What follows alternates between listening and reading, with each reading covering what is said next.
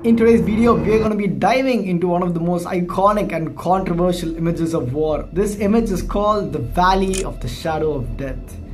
This image was controversial for one particular reason. People couldn't identify if this image was a genuine depiction of war or if this image was staged by the photographer for cinematic effects. The Crimean War of 1855 was one of the first wars to be extensively documented. A British photographer called Roger Fenton was sent to document the war.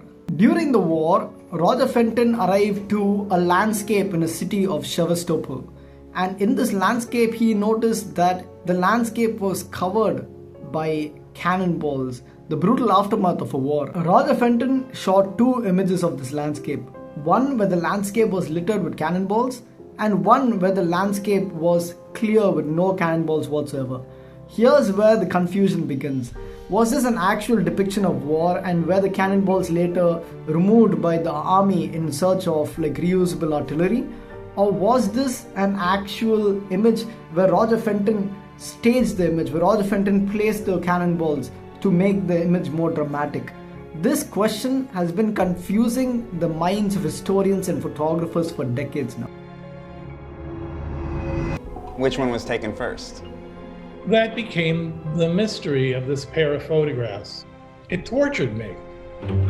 In 2007, a filmmaker called Errol Morrison, he took a deep dive into Roger Fenton's work. He investigated both of Roger Fenton's images, and this is what he concluded. Observing the motion of these rocks, we can decide which came first. Morrison's investigation concluded that the images were most likely staged and that Roger Fenton had actually placed the cannonballs in order to make the image more dramatic. But this was just a mere speculation. It is really impossible to know whether Roger Fenton really faked this image or whether this image was a genuine depiction of war. This image raises important questions about the ethics of photography and truth of photography. How much can the photographer intervene in the scene? How much can he change? And when is the distinction made between documentation and artistic representation? So was the Valley of the Shadow of Death staged? Well, the debate continues. But what's undeniable is the impact that this image has on the way we perceive war photography. Whether this image was staged or not, it still captures the horrific reality of the aftermath of a war when guns had gone silent. So what do you think about this image? Did Roger Fenton genuinely shoot this image? Or was it just his artistic representation of the aftermath of war?